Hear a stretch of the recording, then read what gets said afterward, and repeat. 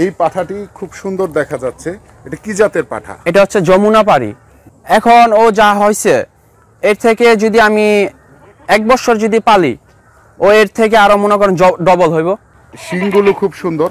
এদের শিংগুলো কি আরো বড় হবে? না, এটার শিং হয়তো 2-1 ইঞ্চি বাড়তে পারে, কিন্তু সাইজ অনেক বড় হইব। আসসালামু আলাইকুম দর্শক, আশা করি সবাই ভালো আছেন, সুস্থ আছেন। তো আমরা এসেছি এই মুহূর্তে নরসিংদী জেলার পলাশ উপজেলার আটিয়া গ্রামে। এখানে এরকম একটি প্রকল্প আমরা দেখছি। আমার আশেপাশে দেখছেন অনেকগুলো পাঠা রয়েছে।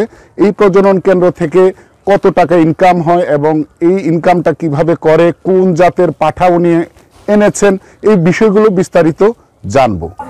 আসসালামু আলাইকুম, আমার নাম মোহাম্মদ হৃদয় হাসান শিহাব। এই ব্যবসা আমরা অনেক আগের থেকে করি, পূর্ব আমলে থেকেই। এখানে অনেক ধরনের এই 6টা আছে, 6 জাতের এই পাঠা। এটা হচ্ছে হরিয়ানা জাত। এটা হরিয়ানা জাত? হ্যাঁ, এটা হরিয়ানা জাত। আর এটা কি জাত? এটা হচ্ছে যমুনা পাড়ি। আর এটা? ওই দুইটা হচ্ছে ইন্ডিয়ান। ইন্ডিয়ান, হ্যাঁ। আচ্ছা। এটা হচ্ছে দোয়াসলা বলে আমাদের দেশির ভিতরে করস। ক্রস? হ্যাঁ, দেশির মধ্যে। হ্যাঁ হ্যাঁ, আচ্ছা। এটারে বলে দোয়াসলা। এই পাঠাটি খুব সুন্দর দেখা যাচ্ছে। এটা কি জাতের পাঠা? এটা হচ্ছে যমুনা পাড়ি।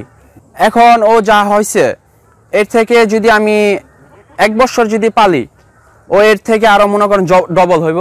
আচ্ছা, এদের খাবার কি ধরনের খাবার দিয়ে থাকেন?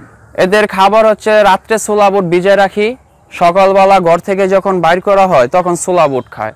আচ্ছা। তারপরে 10টার সময় ভিজা ভুসি খাইব, গমের ভুসি আর বুটের ছোলা, এগুলা ভিজায় তখন খাওয়াই পানির সাথে। আবার এই যে এখন আবার ধরেন এই যে কোনো পাতা খাইব, রাত্রে আবার ঘরে যখন ঢুকবো তখন আবার শুকনা ভুসি খাইব।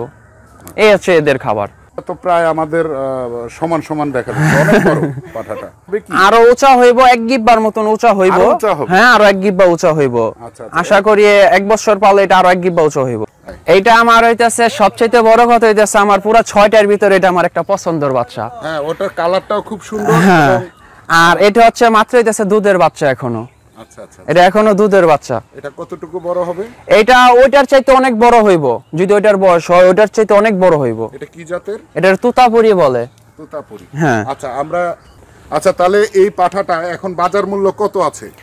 এটা বর্তমান বাজার মূল্য আছে 30,000 টাকা বাজার মূল্য দাম আছে। এটার প্রাইস কত হবে? এটার প্রাইস 20,000 টাকা দাম আছে। আচ্ছা, আর এটা? এটা আমার 71,000 কিনা। 71,000? হ্যাঁ, কিনা। আর ওইটা হচ্ছে যমুনা পাড়ি, এটা পড়ছে 44,500। আর এটা হচ্ছে ইন্ডিয়ান, এটা হচ্ছে 33,000 টাকা পড়ছে। আচ্ছা, আর ওইটা? 1,500। এটা 21,500 টাকা। হ্যাঁ। তাহলে তো আপনার এখানে ভালো একটি ইনভেস্টমেন্ট রয়েছে।